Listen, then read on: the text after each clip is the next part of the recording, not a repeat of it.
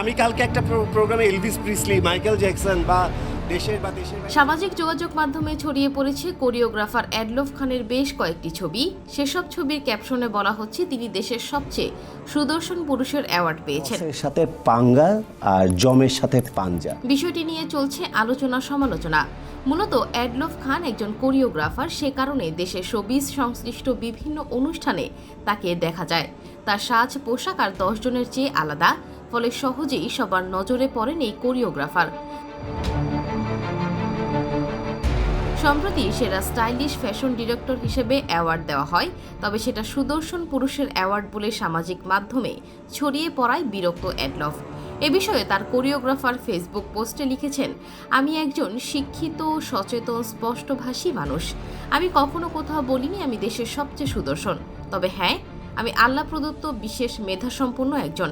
আল্লাহ আমাকে জ্ঞান, বুদ্ধি, ব্যক্তিত্ব, সরলতা, উদারতা, অন্যকে সম্মান ও ভালোবাসা দেওয়ার ক্ষমতা দিয়ে পৃথিবীতে পাঠিয়েছেন। আমাকে নিয়ে তর্ক বিতর্ক না করে মাথা খাটিয়ে ভাবুন, আমি কখনো কোথাও এমন কোনো কথা বলতে পারি কিনা।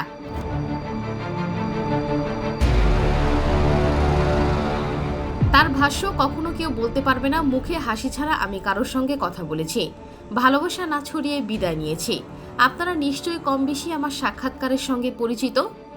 আমাকে সেরা স্টাইলিশ ফ্যাশন ডিরেক্টর হিসেবে অ্যাওয়ার্ড দেওয়া হয়েছে, কোনো সুন্দর প্রতিযোগিতা সেরা সুদর্শন হিসেবে নয়।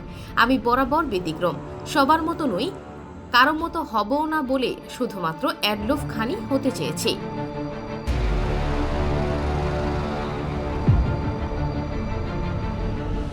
যারা ভুল সংবাদ ছড়ালেন, আমার বাবার অসুস্থতার সময় আমাকে বিরক্ত করলেন, জোর করে আমাকে ট্রেন্ডিংয়ে আনলেন, তারা আসলে কি চেয়েছিলেন?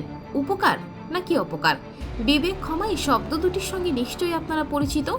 প্রসঙ্গত 2008 সালে র্যাম্প মডেল বুলবুল টুম্পার একটি গ্রুমিং স্কুলের মাধ্যমে মিডিয়াতে কাজ শুরু করেন অ্যাডলফ খান।